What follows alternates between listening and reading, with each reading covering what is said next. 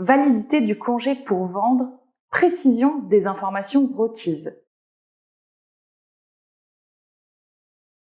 Je vais vous parler aujourd'hui d'une décision importante concernant la délivrance d'un congé pour vendre par un propriétaire à son locataire. Dans ce dossier, un propriétaire a délivré à son locataire un congé pour vendre, ce qui constitue une offre de vente légale devant faire état du prix et décrire précisément le bien vendu. Toutefois, dans ce cas précis, l'offre ne mentionnait pas le garage accolé à la maison. Le locataire, estimant être induit en erreur par cette omission, a refusé de donner suite à l'offre et de quitter la maison. Le propriétaire, se voyant opposer un refus, a assigné le locataire devant la justice pour validation du congé et expulsion du locataire.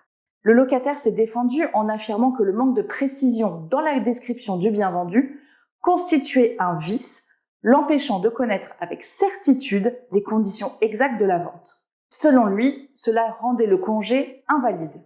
La Cour de cassation, saisie du litige, a validé le congé délivré par le propriétaire. Dans un arrêt de la 3e chambre civile rendu le 25 janvier 2024, les juges ont estimé que l'omission du garage dans le congé n'était pas de nature à induire le locataire en erreur sur la consistance du bien vendu. La raison étant que le garage était inclus dans le bâtiment donné à bail et que son omission n'altérait pas la compréhension globale du bien par le locataire. Ainsi, cette décision connaît des retentissements importants. 1.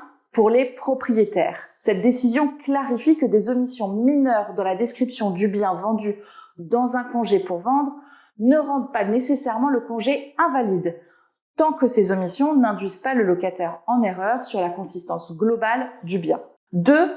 Pour les locataires. Les locataires doivent être attentifs aux détails des offres de vente contenues dans les congés, mais ils ne peuvent pas refuser de quitter le logement pour des omissions mineures qui n'affectent pas leur compréhension du bien globalement. 3. Pour les professionnels du droit, cette jurisprudence nous rappelle l'importance de la précision dans les congés pour vendre, tout en soulignant que l'erreur doit être significative pour invalider un congé. Il est donc crucial de bien conseiller nos clients, qu'ils soient propriétaires ou locataires, sur les implications de chaque élément contenu dans une offre de vente.